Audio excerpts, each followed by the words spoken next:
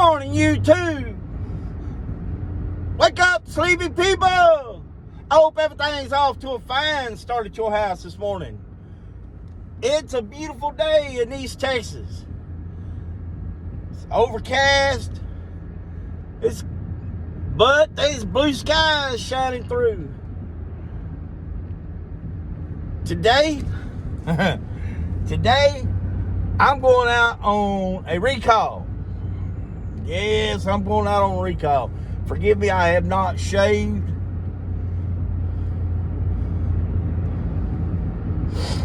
Yeah, I'm going out on a recall.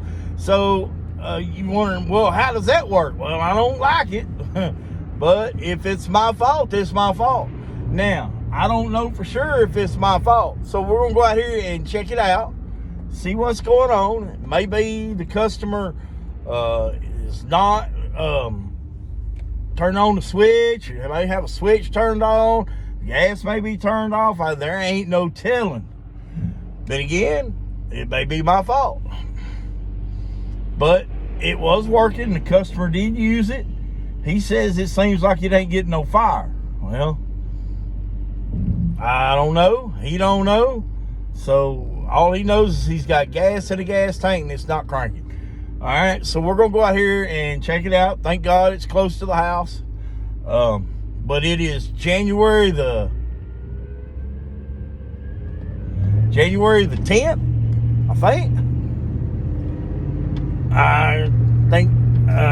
I think it's January the 10th. It's the day of the national championship game. Roll Tide!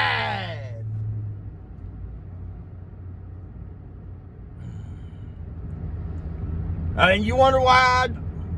Man, I live in Texas, and Texas football is it. There ain't nothing better than Texas football. I guarantee you.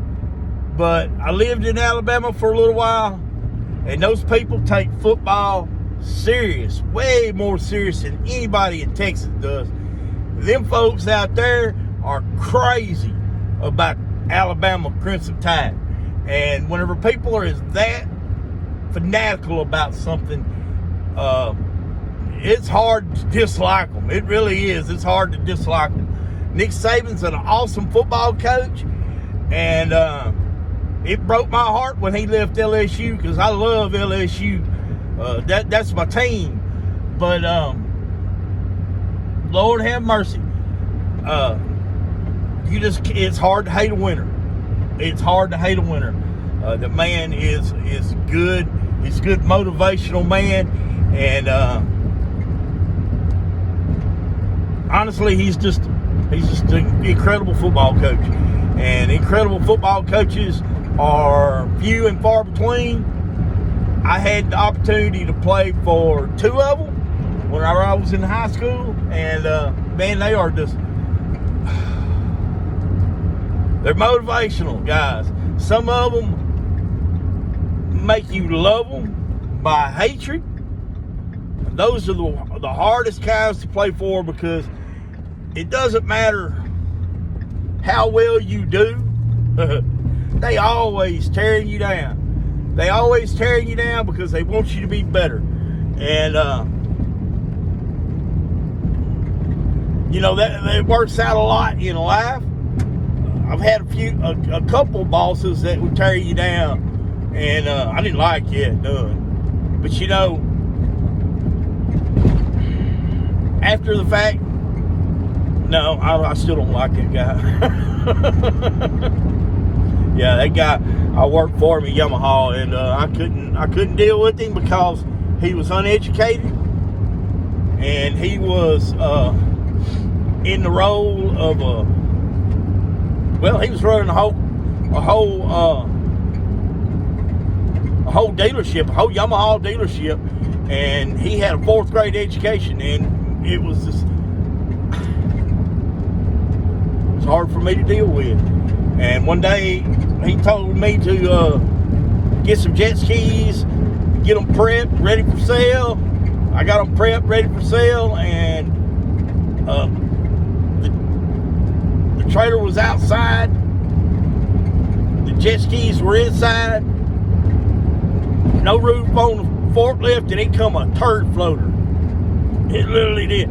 It come a rainstorm like you wouldn't believe. It dropped like 4 inches of rain between 3 o'clock and 6 p.m. when we had to put everything up. So the jet skis didn't get put on the trailer. They was due out at 9 o'clock the next morning to go with the customer, and they weren't ready. My boss man jumped my ass. He says, why? Why weren't they ready? Why weren't they ready? And man, after the 4th time he said why, I tore into it. I couldn't even think. I couldn't even remember that it had rained.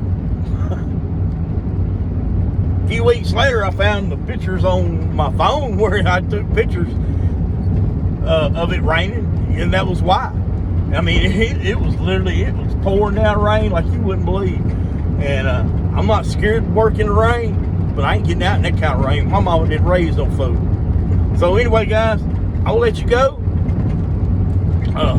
God bless you. Hit the like button, subscribe, and let me know what you think. God bless you. Have a great day. The carburetor come out of the boot. Now, how does that happen? Look how far it moved over. Huh. All right. Well, that was crazy. That carburetor moved back a half an inch and over to the right 2 inches. I'll never know. Especially when it was tight.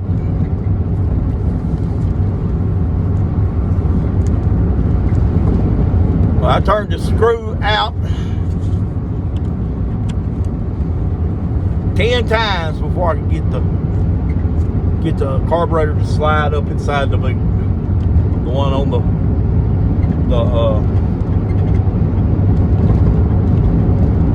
now that's with a screwdriver, so that's 10 times. So it turned out 5 complete turns. Now, whenever I put it back in, I managed to I turned it 30 times. But I want to say that was quarter turns. For some reason or another, my wrist don't work right. Going tight. I guess because it's old. So, there you go.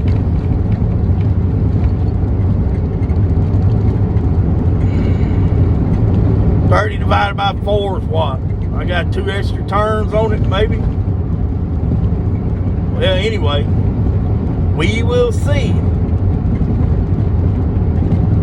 We will see. Oh, creek's starting to get big. We will see. Now, it may. This is honest. It may have backfired through the carburetor. Spit back through the carburetor with a lot of compression and shot the carburetor off out of the boot. That's very possible. It could happen. But most likely somebody reached in there and grabbed a hold of it to see if it was tight, and it come loose. And that's the way that happens. No harm, no foul.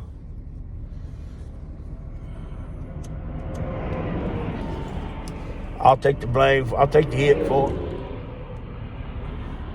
And in a situation like that, if it could be my fault, I'll take the hit for it. The man give me a few dollars for gas money, which is fine. I needed something to do. I'm done. It was 9:30 when I left the house. I'm done. It's 10:49 now. Where I'm going, I don't know. Oh, I probably am going to go and